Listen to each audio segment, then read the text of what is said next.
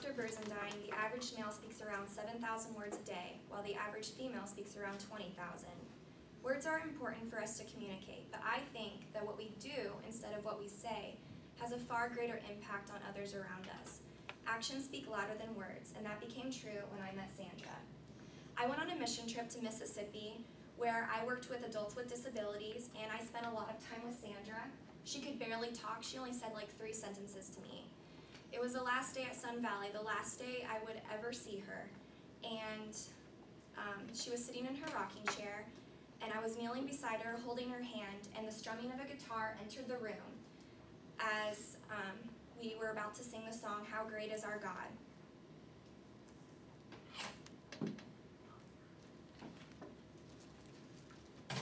Hi, sorry.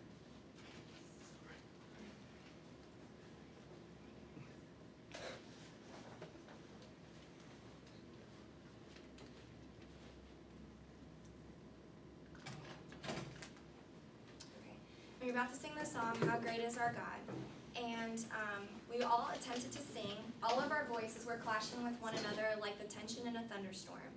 And Sandra was looking up, and her mouth slightly open in awe, and she was seeing the eyes of Jesus, and I could see the eyes of Jesus through her.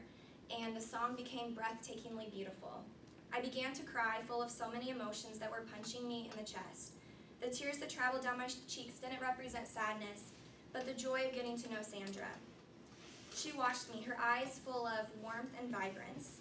She squeezed my hand and wiped away my tears, and when the song ended, she wrapped her arms around me in a reassuring hug, smelling of baby shampoo and lavender. She didn't say a word, yet she said everything through her actions. I do believe that actions speak louder than words, because I became best friends with an 85-year-old woman who could barely talk, yet she showed me what love, or unconditional love, is all about. Okay, everyone has heard the proverb, no pain, no gain. However, this is a summary of my experience with arthritis. When I was 5 years old, I woke up one morning and I couldn't open and close my fist. I couldn't even straighten my arms without screaming in pain, and it got worse and worse each and every day. Shortly after that is when I realized that I was diagnosed with juvenile rheumatoid arthritis, which is an autoimmune disease that prevents movement in the joints and muscles and prevents them from growing and developing. I couldn't write for long periods of time. I couldn't walk without limping. I couldn't grip a water bottle to drink. I couldn't even touch my toes. I spent years and years in therapy. As a kid, I thought it was so unfair not being able to live normal life and having so much pain and spending so much time in physical and occupational therapy. However, this experience has taught me so much. I learned to push myself. I've learned that working hard always pays off. And I learned to not look down on others with any disabilities or diseases. Most importantly, I learned that bad things shouldn't slow you down. They should only motivate you more. Without this pain and struggling I've had in my life, I wouldn't have gained the experience and the knowledge I have today. And I can honestly say it was worth it. All right.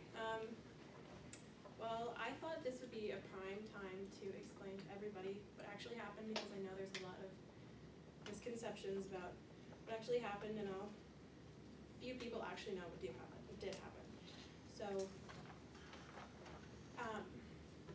I prefer to make up whoppers because the actual story, to me, is quite boring and repetitive, and it gets old after telling multiple times. So the first time I started telling whoppers was in 7th grade, after many boring stories, and I told them that I was bit by an alligator. And then for a while that went around, and then that progressed to a shark bite, to being in a skydiving accident, and then being a veteran of Vietnam. So one particular moment that really stands out in my mind when I told somebody, I guess, a lie about what happened was I was in Mrs. West's office, and I was sitting in her chair, and he was sitting on the countertop. And after many sideways glances at me, he finally said, "Why are you on crutches, and why have you been on crutches for so long?" And I told him I was bit by a shark, and he's not particularly the sharpest tool in the shed. So he looks at me for a second, he can't quite process it, and he goes, "No, you weren't." I said, "Yeah, I was." And he asked me, so I told him a big one. And then he kept pestering me until I finally said, if you want to know so bad, I'll tell you, because I don't mind if people know. It's just if I have the time to explain it, I'll let them know. I told him that I had a virus attacked my spinal cord that left me temporarily paralyzed. It caused nerve damage and atrophy, particularly to my right leg, and that's why I've been on crutches for more than my whole high school career. From there, I don't care if people know.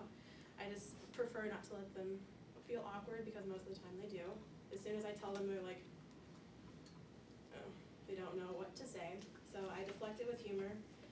And for me, mostly, it's a lot for entertainment. And I like to keep it so for them, it's like they don't know what they'll get, so life is like a box of chocolates. You'll never know what story you're gonna get.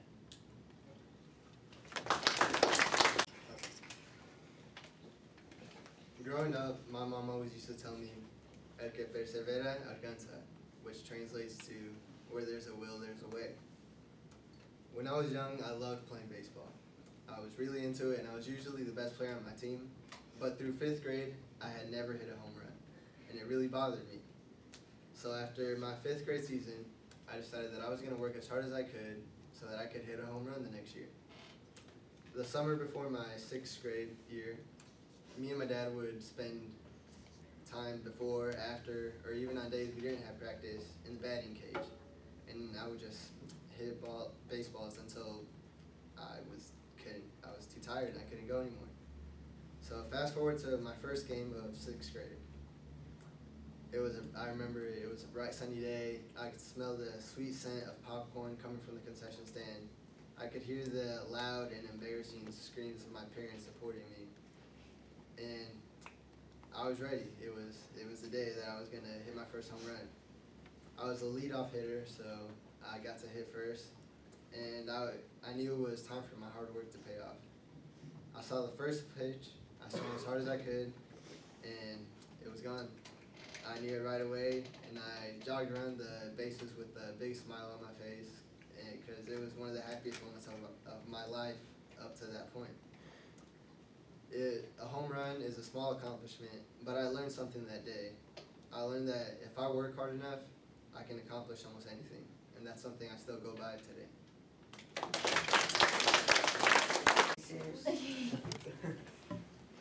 We all know that kids don't always make the smartest decisions.